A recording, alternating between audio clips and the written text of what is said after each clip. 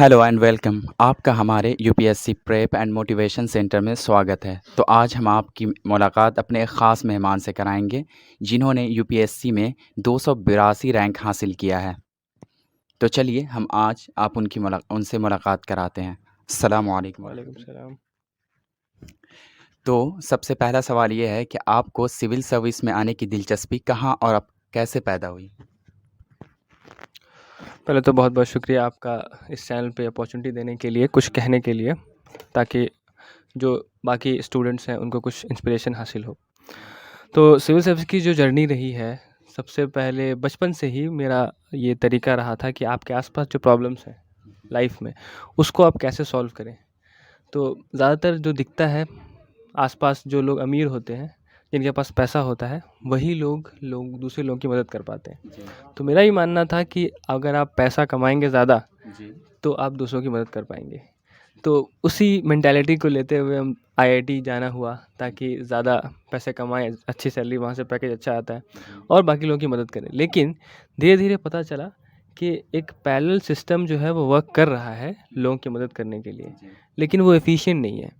तो सबसे अच्छा तरीका ये होता कि आप उस सिस्टम में जाएँ और उसको एफ़िशिएंट बनाएँ, ताकि जो मदद लोगों की हो सकती थी वो अच्छे से हो सके। तो वहीं से ये आइडिया सिविल सर्विस का मेरे दिमाग में आया कि आप एक सिविल सर्वेंट बने और सिस्टम में जाकर वो जो तरीका है हेल्प करने का उसको और एफ़िशिएंट बनाएँ।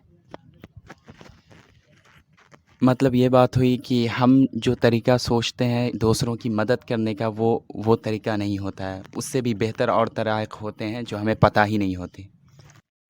आपका ताल्लुक़ आईआईटी बैकग्राउंड से है, तो लोग यही सोचते हैं कि आईआईटी बैकग्राउंड से आने वाले लोग ही यूपीएससी निकाल सकते हैं। मतलब ये बहुत टफ़ एग्ज़ाम होता है। क्या उनका ये सोचना सही है या फिर उन्हें कुछ और जानना चाहिए इस सोच को बेहतर समझने के लिए? देखिए, ये एक मिसकंसेप्शन रहा है कि जो लोग अच्छे इंस्टीट्यूशन से आते हैं, जैसे आईआईटी, आईआईएम या आप जेएनयू से हैं, तभी आप ये एग्ज़ाम क्रैक कर सकते हैं, क्योंकि एग्ज़ाम थोड़ा एलीट एग्ज़ाम है जिसमें इंग्लिश ज़्यादा आनी चाहिए। अब तो प्रीलिम्स में सीसैट भी है, तो लोग ऐसा सोचते हैं। लेकिन जहाँ तक मेरे एक्सपीरियंस का सवाल है, जहाँ तक हमने देखा है, लोगों से बातें की, जो आस-पास में स्टूडेंट्स थे, उनसे पता चला कि ऐसा कुछ ज़रूरी नहीं है। आप यूपीएससी एग्ज़ाम एक इक्वलाइज़र एग्ज़ाम है, ये एक लेवलर है। आप किसी भी बैकग्राउंड से आते हों, आपको एक ख़ास प्लेटफ़ॉर्म दिया जाता है, एक ख़ास सिलेबस है। आप उसको अगर कंप्लीट कर पाते हैं, आप उसको अच्छे से समझ पाते हैं और आपके अंदर एक्सप्रेशन जो है, लिखने का तरीका, बोलने का तरीका वो अच्छा है, तो आप आराम से यूपीएससी क्लियर कर सकते हैं। अगर हमने किया है तो कोई भी कर सकता है। ये उन लोगों के लिए एक रहनुमाई होगी जो मतलब इन चीज़ों को पहले से सोच नहीं सके थे और ये बेहतर होगा। तो और मज़ीद जानना चाहेंगे कि आपका ताल्लुक़ जामिया हमदर्द और जामिया मिल्लिया से रहा है। तो हम जानना चाहेंगे कि जामिया मिल्लिया या हमदर्द ने उन ग़ुरबाओं के लिए क्या किरदार अदा किया है जो तालीम हासिल करने के लिए मोटी रकम नहीं दे सकते हैं? उनके सिलसिले में कुछ बताएँ। मेरा ताल्लुक़ जामिया हमदर्द से नहीं, हमदर्द स्टडी सर्किल से और जामिया मिल्लिया इस्लामिया से रहा है।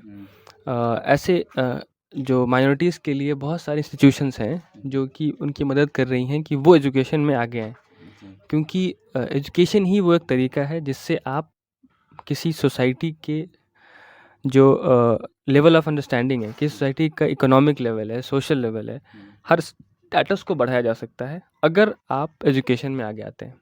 तो जामिया हमदर्द या फिर जामिया मिल्लिया इस्लामिया या फिर हमदर्द आसिया जहाँ से मैंने पढ़ा, ये सब ऐसी जगह हैं जहाँ पे आपको कम पैसे में फैसिलिटीज़ प्रोवाइड किए जाते हैं, ताकि आप जो है अच्छे-अच्छे एग्ज़ाम्स, कॉम्पिटिटिव एग्ज़ाम्स निकाल सकें। और ये बहुत अच्छी कोशिश है, बहुत अच्छी पहल है और ऐसे ही बाकी स्टेट्स में, बिहार में, साउथ में, हर जगह लोगों को आगे आना चाहिए और ऐसे इंस्टीट्यूशंस खोलने चाहिए ताकि जो लोगों के पास जो है रिसोर्सेज़ नहीं हैं, उनको रिसोर्सेज़ प्रोवाइड किया जा सके। यूपीएससी एग्ज़ाम देने के 3 मराहिल होते हैं जैसे कि प्रीलिम और मेन और इंटरव्यू। तो आप बता सकते हैं कि तीनों के लिए अलग-अलग तैयारी कैसे करें या फिर सबकी एक ही तरह से हो जाती है या फिर उनके लिए कोचिंग करनी पड़ती है या नहीं करनी पड़ती है? ताकि उन लोगों के लिए आसानी हो जो इसके लिए तैयार होना चाहते हैं। हाँ, तो जैसा कि बेसिक है, एग्ज़ाम के 3 पार्ट्स हैं, प्रीलिम्स, मेंस और इंटरव्यू। जब आप पढ़ना शुरू करेंगे ग्रेजुएशन के बाद या फिर लास्ट ईयर ग्रेजुएशन में, तो आपको शुरुआत जो है वो दोनों एक साथ करना है, ब्लेंडेड लर्निंग। मेंस और प्रीलिम्स एक साथ आप तैयारी करेंगे। इंटरव्यू के लिए खास तैयारी शुरू से करने की ज़रूरत नहीं है, वो पर्सनैलिटी टेस्ट है, वो आखिरी में आप कर लेते हैं। तो प्रीलिम्स के लिए क्या है, बेसिक सिलेबस है। सिलेबस के हिसाब से कुछ बेसिक बुक्स हैं। एनसीईआरटी अगर आपका जो है सोशल साइंस क्लियर नहीं है 10th तक, तो आपको एनसीईआरटी पढ़नी चाहिए। और अब क्लियर है तो फिर जो बेसिक बुक्स हैं उसको आप पढ़ें। उसके बाद मेंस के लिए लिखना इम्पोर्टेंट होता है। तो आप जो लोग आपके आसपास हैं जो अच्छा लिखते हैं, किसी लोगों ने मेंस निकाला है या फिर आप कहीं जैसे इंस्टीट्यूशंस में पढ़ रहे हैं जहाँ पे इसके बारे में रहनुमाई होती है, तो आप वहाँ से ले सकते हैं हेल्प। लेकिन अगर आपको कोई ऐसा जगह नहीं मिल पा रहा है, तो आजकल क्या है, इंटरनेट का दौर है, इन्फॉर्मेशन एज है। आपको बहुत आसानी से हर जगह चीज़ें प्रोवाइड की जा सकती हैं। इंटरनेट भरा पड़ा है, आप रिसोर्सेज इंटरनेट से लें और अपने आप को खुद ही गाइड करें और आगे बढ़ें। तो कोचिंग की जो ज़रूरत थी, मेरे ख़्याल से मैंने सोशियोलॉजी की कोचिंग की है, ऑप्शनल की। तो जीएस के लिए मेरे ख़्याल से अब कोचिंग ज़रूरत नहीं है। लेकिन हाँ, ऑप्शनल में चूँकि अंडरस्टैंडिंग थोड़ी ज़्यादा होनी चाहिए, तो कुछ लोगों को ज़रूरत होती है, कुछ लोगों को नहीं होती है। मुझे थी, अब बाकी अपने आप डिसाइड करेंगे कि उनको चाहिए कि नहीं चाहिए। तो ये बड़ा केस बाय केस बेसिस होता है। इसमें आप कोई एक चीज़ को जनरलाइज़ नहीं कर सकते बाकी लोगों के लिए। और जहाँ तक इंटरव्यू का सवाल है, आपको जो है न्यूज़पेपर देखना होता है, अच्छे से पढ़ना होता है, करंट अफेयर्स के बारे में जानकारी, और बाकी जो आपकी पर्सनैलिटी है उसको आप शुरू से ग्रूम करते रहें ताकि आपको इंटरव्यू में आसानी हो।